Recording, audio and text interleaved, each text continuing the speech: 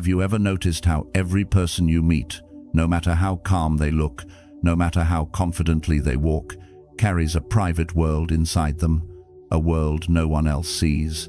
A storm made of thoughts, fears, unfinished emotions, silent questions, and unresolved memories. A storm so familiar that most people don't even realize they're living inside it every day. You can sit in a room full of people, smiling, chatting, doing all the right things, yet feel like something inside you is shaking, like you're barely holding yourself together. And the strange part? It's not because you're weak, it's because the world never taught you how to protect your mind. We learned how to work harder, we learned how to survive chaos, we learned how to chase goals and bury pain. But we never learned how to be still, how to let go, how to notice when the noise inside us is drowning out the life around us. So most people wake up every day thinking the problem is outside: work, money, relationships, expectations. But the truth is something far simpler and far more powerful. The clarity you're looking for doesn't exist out there. It exists within you, hidden beneath the noise. The Stoics knew this long before modern psychology ever existed. They believed that the mind left untrained is a wild animal. It reacts, it fears, it jumps from story to story, emotion to emotion. But when you understand your mind, something changes. Your thoughts stop being chains and instead become tools. Most people don't realize this. They believe every thought that appears in their head must be true. If it feels anxious, it must mean danger. If it feels insecure, it must mean inadequacy. If it feels painful, it must mean the past still has power. But thoughts aren't facts. The mind is not a judge. It's a narrator, an unreliable one. Thoughts show up sounding like your own voice because they've lived in your head for years. But just because they sound familiar doesn't mean they speak truth. Once you realize this, even for a second, something incredible happens. You stop being dragged by every mental wave. You stop mistaking fear for prophecy. You stop reacting automatically. You begin to see the space between a thought and your response.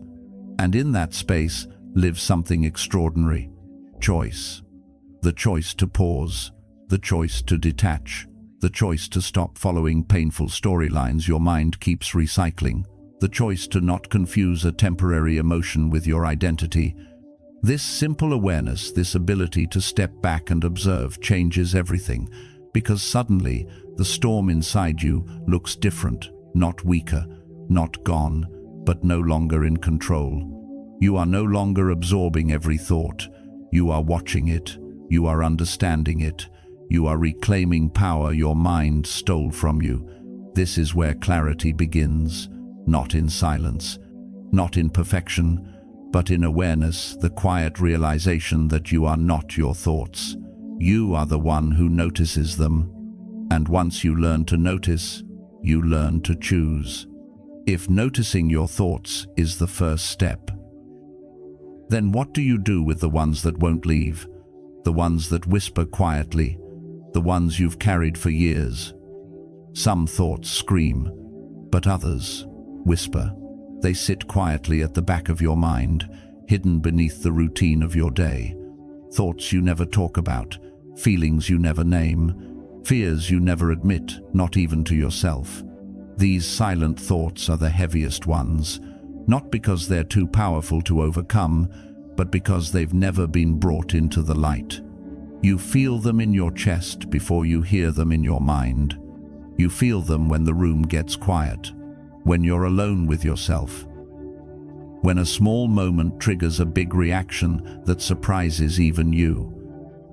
People assume the loudest emotions are the most dangerous, but it's the quiet ones that shape your life the most, not because they multiply, but because you carry them in silence. Silence doesn't heal, silence just buries. And what you bury doesn't vanish. It grows roots. Suppressed thoughts weave themselves into your habits, your reactions, your relationships. You think you're just tired, but you're carrying something. You think you're just overwhelmed, but your mind is defending itself from a truth you're afraid to name. Your body remembers what your mind tries to avoid. Your nervous system keeps replaying the parts you never resolved. The truth is, clarity doesn't begin by thinking positively. It begins by being honest, brutally honest, not with the world, not with other people, but with yourself. There's something transformative about giving the unsaid a voice. It doesn't have to be poetic. It doesn't have to be shared with anyone. It doesn't have to be perfect. You could whisper it to yourself. You could write it down. You could say it into the empty air at 2 a.m., not to fix it, but to acknowledge it. Because naming a feeling is how you free yourself from its grip. You're not defined by what you've buried. You're defined by your willingness to face it. But facing it doesn't mean drowning in it. It means observing it gently without judgment. The Stoics understood this. They didn't avoid their pain. They confronted it with clarity. Marcus Aurelius wrote, "If it is endurable, then endure it. Stop complaining." Not because suffering should be ignored, but because the moment you finally look at the thing you fear, it becomes smaller, more human, less monstrous. Some wounds don't heal because they've never had a chance to breathe. They've been locked behind emotional doors for so long that the silence became a prison. But here's the truth. Sometimes the most healing thing you can do is simply to let the thought speak. Write the sentence. Feel the feeling. Say the word you've been avoiding. Let it rise instead of pushing it down again. Because once it's out even a little bit, you create space. Space to breathe. Space to think. Space to start letting go. And that space is where clarity begins. Not from avoidance, but from honesty. From the courage to face your inner storms instead of pretending the sky is clear. But there's something else, something even more subtle. The past doesn't just whisper, sometimes it echoes. There is a kind of pain that doesn't shout. It lingers, quiet, persistent. A soft ache that sits beneath everything you do. It's the weight of moments that should have ended long ago, but still live inside your mind as if they happened yesterday. You replay the same conversations, the same mistakes, the same losses. Not because they deserve that much attention, but because a part of you is still trying to rewrite them. You think, if I revisit it one more time, maybe I'll understand. Maybe it will hurt less. Maybe I'll finally get closure. But you don't. You never do. Because the past doesn't change. Only your relationship to it can. We have a strange habit as humans. We reopen old wounds, hoping to find peace inside them. But what we usually find is erosion. Every time we relive a painful memory, we tear the scar open again. And yet, we keep doing it. Why? Because the mind doesn't seek truth, it seeks resolution. And when resolution never comes, the mind keeps circling the pain like a door that refuses to close. But here's the harsh reality. You can't build clarity in a mind full of ghosts. You can't be fully present while emotionally anchored in something behind you. Your brain can only hold so much attention. And when a huge part of it is stuck replaying what cannot be changed, your focus gets scattered, your energy drains, your peace dissolves. You are not stuck because of what happened. You are stuck because you haven't released what never gave you peace. Letting go isn't weakness. It isn't forgetting. It isn't pretending. Letting go means you stop feeding the echo. It means you stop trying to harvest meaning from a season that has already passed. It means you finally untie yourself from moments that no longer deserve your present. Epictetus said, "People are not disturbed by things, but by the views they take of them. It's not the event that chains you, it's the grip you keep on it." Sometimes we hold on because we think it protects us. If I remember the pain, I won't repeat it. If I keep replaying it, maybe I'll be safe next time. But memory isn't protection, awareness is. You don't need to carry the full weight of the past to learn from it. Forgiveness, especially self-forgiveness, is not surrender, it is strength. It's saying, I did the best I knew then, now I choose to stop bleeding. Forgiving others, too, isn't about them deserving it. Some never will. Some don't understand the hurt they caused. But carrying their actions within you hurts you, not them. Forgiveness is a release, a letting go of the rope that has been burning your hands for years. And letting go doesn't happen in a dramatic moment. It happens quietly. A thought comes up and you choose not to follow it. A memory surfaces and you observe it instead of reliving it. You notice the echo, and for the first time, it doesn't pull you under. That's when the healing begins. Not when the past disappears, but when it stops owning you. But even when you free yourself from the past, a new enemy appears, the voice inside your mind that tells you you're still not enough. There is a voice that follows you, not outside, inside. It doesn't scream, it whispers. And that whisper is what makes it dangerous. It sounds like your own thoughts, your own judgment, your own expectations, so you believe it. But here's the truth most people don't realize. The inner critic is not you. It's a script one that was written long before you ever understood how to question it. It learned its lines from comparisons, disappointment, criticism, failure, and the moments that made you feel small when you were too young to know better. Over time, the voice adapted. It started saying things like, "You're falling behind. You should be doing more. You'll never get this right. You're not enough." And the more you listened, the more believable it became. Not because it was true, but because it was familiar. You see, the voice doesn't come from wisdom. It comes from fear. Fear of failing, fear of not being accepted, fear of not being perfect. But here's the part that changes everything. You don't silence this voice by fighting it. You silence it by proving it wrong quietly, consistently, patiently, not with grand victories, but with small acts of self-trust. Showing up on days when you feel messy. Taking one step forward even when the voice insists you'll fail. Choosing progress over perfection. Being kind to yourself when shame tries to take the wheel. Every time you act despite the voice, you starve it a little more. The inner critic feeds on avoidance. It feeds on hesitation. It feeds on the moments you shrink yourself to stay safe. But when you move anyway, its power cracks. The truth is, you don't need the voice to disappear to live fully. You just need to stop letting it dictate your actions. And slowly, something extraordinary happens. The voice gets quieter. Not because it leaves, but because your attention is no longer its home. Another voice begins to form. A gentler one, a wiser one. The voice of truth, not fear. It says, you're learning, you're growing. You don't have to be perfect to be worthy. You are stronger than you think. Carl Jung said, the most terrifying thing is to accept oneself completely. Because once you accept yourself, your flaws, your wounds, your imperfections, the critic loses all leverage. It cannot shame someone who is no longer hiding. It cannot control someone who knows their own worth. It cannot scare someone who has faced themselves fully. The critic will return, of course. It always does. On tired days, on heavy days, on days when the past echoes louder than normal. But you will meet it differently now.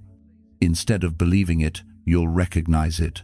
Ah, this is the old script speaking again, and you'll return to the present, to your breath, your awareness, your truth. You do not owe that voice your life. You do not owe it obedience. You do not owe it your identity. You are not the critic. You are the one who chooses what comes next. But even when you quiet the critic, there's another challenge. Stillness, true inner stillness that holds steady in chaos. You could sit in the most peaceful place on earth, no noise, no deadlines, no traffic, no chaos, and still feel overwhelmed inside. Because stillness was never about silence outside. It has always been about silence inside, and that is much harder to find. We were taught how to work, how to hustle, how to grind, how to keep going even when our mind screams for rest. But no one taught us how to sit with ourselves. No one taught us how to breathe without panic, how to listen without reacting, how to pause without guilt. The world taught us movement. It never taught us stillness. And so, when everything finally becomes quiet, your mind fills the space. Old memories, regrets, fears, tasks, voices, the weight you thought you forgot. Stillness becomes uncomfortable because it forces you to meet the parts of yourself you've avoided. And yet this is exactly why stillness is necessary. Stillness is not escape. Stillness is confrontation. It is where the noise rises so it can finally be understood. Most people confuse stillness with emptiness. They think it's sitting quietly doing nothing. But real stillness is active. It's conscious. It's an internal shift where you stop numbing, stop running, stop distracting, and for a moment, simply exist. Just you, just breath, just awareness. At first, it feels wrong. Your mind protests. It panics in the silence. It tries to drag you back to motion because motion feels safe, even when it's destroying you. But if you sit long enough, if you breathe through the initial discomfort, something subtle begins to happen. The thoughts don't vanish, but they stop shouting. The feelings don't disappear, but they stop overwhelming. Clarity begins to surface quietly. Not as a dramatic epiphany, but as a soft shift, a loosening in the chest, a slowing of the breath, a moment where everything inside feels just a little less tangled. Seneca wrote, "True happiness is to enjoy the present without anxious dependence upon the future." Stillness is how you learn to do that. Because in stillness, you stop reliving yesterday. You stop rehearsing tomorrow. You return to now, the only place where peace is possible. This doesn't mean you abandon responsibility. It means you stop carrying the emotional weight of the entire world on your shoulders. 5 minutes of stillness a day, no phone, no music, no scrolling can hold your mind together better than hours of forced positivity. Stillness is restoration. Stillness is recalibration. Stillness is remembering who you are beneath the noise. And when you build stillness inside yourself, the world outside loses its power to shake you. Pressure won't break you the same way. Chaos won't invade your center as easily. Fear won't suffocate you as quickly. You begin to move from grounded intention, not frantic reaction. Because your peace is no longer dependent on your environment, it travels with you. And that, right there, is one of the rarest forms of strength. But even with stillness, there's one more force shaping your mental world, your attention, the architect of your reality. Your mind does not simply reflect your life, it creates it. Not literally, but perceptually, quietly, subtly. Through the one tool it uses more than anything else, attention.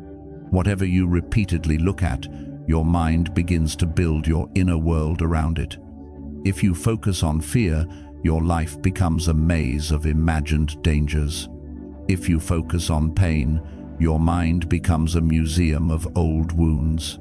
If you focus on what you lack, your identity becomes carved out of scarcity. Not because those are the only things in your life, but because the mind magnifies whatever you feed it. The Stoics understood this long before neuroscience proved it. Your brain forms pathways based on repetition, and repetition comes from attention. Focus becomes habit. Habit becomes identity. Identity becomes the lens you see everything through. That's why two people can live the same day and walk away with completely different realities. One sees problems, the other sees possibilities. One sees obstacles, the other sees lessons. One sees emptiness, the other sees gratitude. The difference isn't the world, it's the direction of their attention. This doesn't mean you should force positivity. It doesn't mean ignoring pain or pretending everything is fine. Reality matters, honesty matters, truth matters. But you must choose what part of reality deserves your attention. Because not every thought deserves fuel, not every fear deserves analysis, not every memory deserves a replay. Most people don't realize how much energy they lose to things that don't matter and things that aren't even happening anymore. They think their life is chaotic, but really their attention is. And attention is energy. Every moment spent worrying is energy stolen from becoming. Every moment spent comparing is energy taken from healing. Every moment spent replaying the past is energy pulled away from building your future. The question is never, why am I so unfocused? Or why does life feel heavy? The real question is, what am I feeding with my attention? Because attention grows things, even the things hurting you. Shift the direction, and you shift the mental landscape you live in. This doesn't require huge changes. You don't need grand affirmations or forced optimism or spiritual theatrics. You just need small redirections. When your mind fixates on a negative assumption, redirect. When you find yourself spiraling into old fears, redirect. When thoughts try to drag you into imaginary scenarios, pause and redirect. Not with force, with awareness. Over time, these tiny shifts create new pathways, new patterns, new defaults.